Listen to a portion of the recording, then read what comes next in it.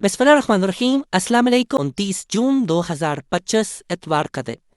नाज़रीन कराम, इस वक्त एक बहुत बड़े मंसूबे पर काम हो रहा। ये मंसूबा डोनाल्ड ट्रंप का ब्रेन चाइल्ड है और इस मंसूबे में इसराइल ऑन बोर्ड है। इस मंसूबे के खद्दोखाल इससे पहले भी सामने आए, लेकिन अब इस हवाले से कुछ मजीद चीज़ें सामने आ रही हैं। अब्राहम अकॉर्ड डोनाल्ड ट्रंप की पहली टर्म में हुआ। Abraham accord news time, UAE, Bahrain, Morocco, कुछ ममालिक हैं अरब ममालिक, उन्होंने इसराइल को तस्लीम किया। इसराइल के साथ नॉर्मलाइजेशन ऑफ टाइज हुआ। अब डोनाल्ड ट्रंप ये कहता है कि भाई मैं बाकी जितने अरब ममालिक हैं उनसे भी इसराइल को तस्लीम करवाऊंगा। इस ख्वाहिश का इजहार डोनाल्ड ट्रंप बरमला कर चुका। डोनाल्ड ट्रंप का जो हालिया अरब ममालिक का दौरा था, जिसमें डोनाल्ड ट्रंप सऊदी अरेबिया आया, कतर गया और इसके साथ ही साथ यूएई का डोनाल्ड ट्रंप ने दौरा किया।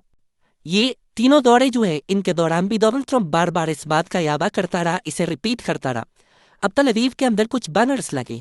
इन बैनर्स के ऊपर डोनाल्ड ट्रंप की, नेतन्याहू की, मोहम्मद बिन सलमान की और दीगर अरब लीडर्स जो हैं, मिडल ईस्ट के जो लीडर्स हैं, उनकी तस्वीर हैं और इस पर बड़ा सा लिखा हुआ है the Abraham alliance, it's time for a new middle east. अब एक नई मशरक़ वस्ता का दौर है। इन इश्तिहारात के नीचे एक वेबसाइट है और वो है abrahamshield.org। ये अब्राहम शील्ड नामी एक नया प्रोग्राम है और जब हमने इस पर रिसर्च की तो हमें बहुत कुछ पता चला। इस प्रोग्राम के खद्दोखाल और इसराइल के इस नए पॉलिटिकल रीजनल विजन के हवाले से कुछ चीज़ें हैं जो हमने अनर्थ की है, कुछ चीज़ें हैं जो हमने पढ़ी हैं, जो आपके सामने रखनी है। और तल अवीव में बैनर लग कुछ छोटी बात नहीं है। तल अवीव में अगर बैनर्स लग रहे हैं तो उसका मतलब है कि बहुत कुछ ऐसा है जो इस वक्त तैयार किया जा चुका है। इससे पहले इसराइली मीडिया आउटलेट्स ये बात कर चुकी हैं कि गजा की जंग जो है वो 2 हफ्ते में बंद हो जाएगी।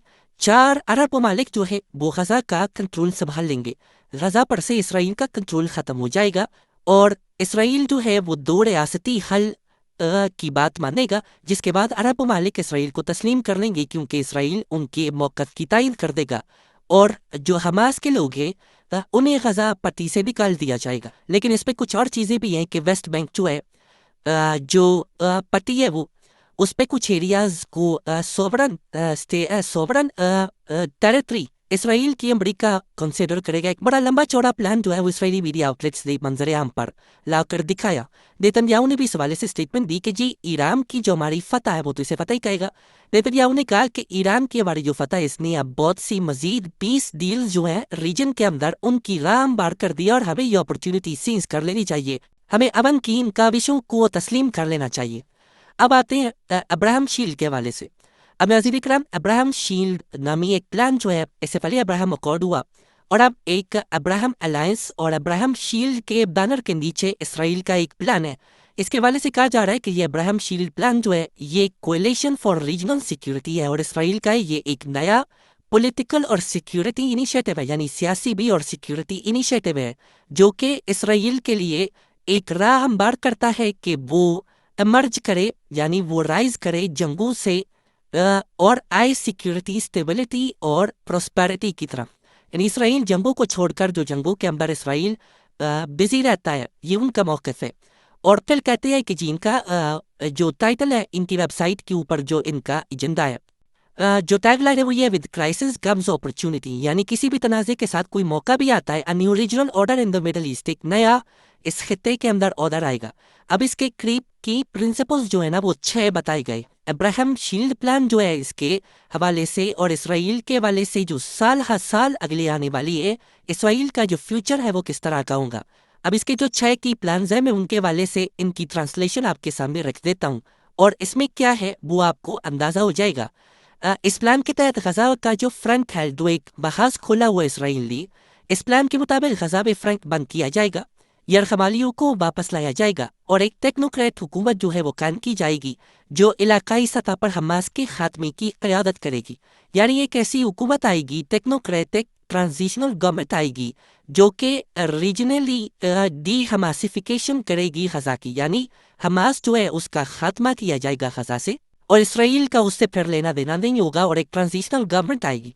दूसरा इनका है कि जी हम एक इम्प्लीमेंट करेंगे और इन्फोर्स करेंगे, यानी हम उसकी ऊपर अमल दरामद करेंगे एग्रीमेंट सदरन लबनान, जो साउथ ऑफ लबनान है वहाँ पर, और जीरो वायलेशन पॉलिसी होगी, यानी जो एग्रीमेंट होगा उसकी जीरो वायलेशन इस तरफ से भी और उस तरफ से भी, यानी उस तरफ से भी इसराइल पर कोई काम नहीं होगा اور جو لبنان کی آرمی ہے اسے ہم اسٹرینتھن کریں گے. جو لبنان کی فورسز ہیں، لبنان کی آرمی جو ہے اسے مضبوط بنایا جائے گا تاکہ وہ انفورس کر سکے کہ اس صدرن سائڈ سے کوئی وائلیشن نہ ہو، اسرائیل کی طرف کچھ نہ ہو. تیسرا یہ کہتے ہیں کہ جی ہم جو اسد رجیم ہے اس کے فال کے بعد جو ریجنل فورسز ہیں انہیں ہم مضبوط کریں گے تاکہ وہ سیریا جو ہے اس کے اندر سٹیبلٹی آئے، شام کو ہم سٹیبل کریں اور اسے ایک بفر کے طور پر استعمال کریں ایران کے ایکسس کے تناظر میں، یعنی کہ ایران کی طرف سے آنے والے جو حملے وہ اس بفر کے اندر ہی کلیئر ہو جائیں، چیزیں جو ہیں وہ ایک بفر زون بن جائے. بھائی ایران ایکسس جو ہے، کیونکہ ایران کو ابھی بھی اسرائیل جو ہے وہ ایک بہت بڑا تھریٹ سمجھتا ہے. پھر اس کے ساتھ ساتھ یہ کہتے ہیں کہ مودریٹ ریجنل کوئلیشن جو ہے اس کے اوپر ہم نے جانا ہے اور اسے ڈیپن کرنا ہے. اور فرسٹ ٹریک نارملائزیشن جو ہے وہ سعودی عربیہ کے ساتھ کرنی ہے، کیونکہ دیکھیں سعودی عربیہ جو ہے نا وہ سب سے امپورٹنٹ مسلم ملک ہے. اس کی وجہ کیا ہے کہ جی سب سے مقدس مقامات ادھر ہے، خانہ کعبہ، مسجد نبی، روضہ رسول صلی اللہ علیہ وآلہ وسلم، اور سعودی عرب کی جو بادشاہ وہ بھی خادم الحرمین الشریفین یہ ان کا ٹائٹل ہے.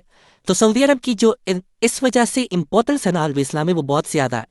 تو یہ کہتے ہیں کہ جی اعتدال پسند علاقائی اتحاد کو ہم مضبوط دیں گے اور سعودی عرب کے ساتھ فوری نارملائزیشن اور جو ابراہم اکارڈ ہیں ان کی توسیع، یعنی ابراہم اکارڈ جو ہے اسے ایکسپینڈ کیا جائے گا. پانچواں ناظرین اکرام، ایران جو ہے اس کے حوالے سے ایک بلاکیڈ پلان جو ہے ایران کے خلاف جو ہے وہ نافذ کیا جائے گا اور ایران کی نیوکلیئرائزیشن جو ہے اسے پریونٹ کیا جائے گا، یعنی ایک بلاکیڈ لگا دیا جائے گا ایران کے نیوکلیئر پروگرام کے آگے اور ایران کے نیوکلیئر پروگرام کو ڈسکریج کیا جائے گا اور اس کے خلاف کام کیا جائے گا.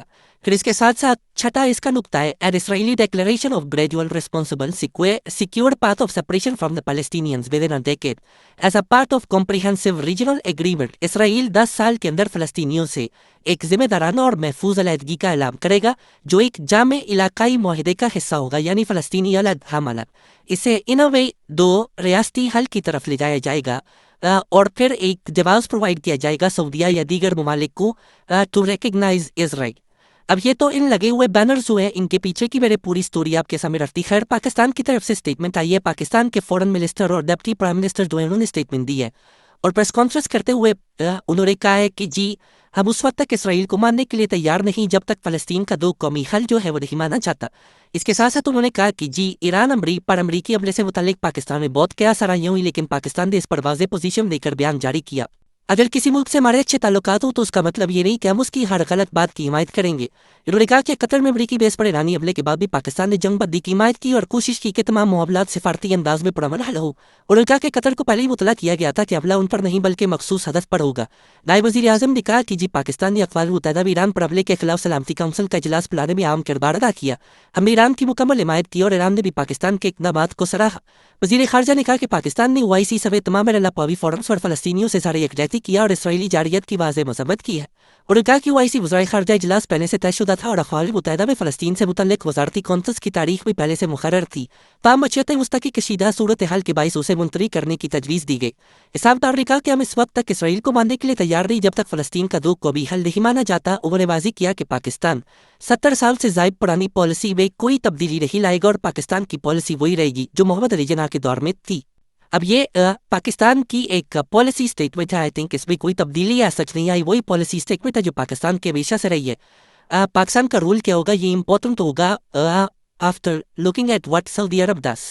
اور آئی تھنک اس پر ابھی کومنٹ کرنا قبل از وقت ہے بہت زیادہ، لیکن let's see how things unfold. Region جو ہے وہ کس طرف کو جاتا ہے، لیکن جو مجھے اشارے مل رہے ہیں نا، I will be very honest with you, something very big is about to happen. کچھ بہت بڑا مڈل ایسٹ کے اندر ہونے جا رہا ہے جو مکمل طور پہ مڈل ایسٹ کا فیوچر جو ہے، اس کے خد و خال جو ہے مڈل ایسٹ کے، جو جیو پولیٹیکل سچویشن ہے مڈل ایسٹ کی، وہ بدل کے رکھ دے گا.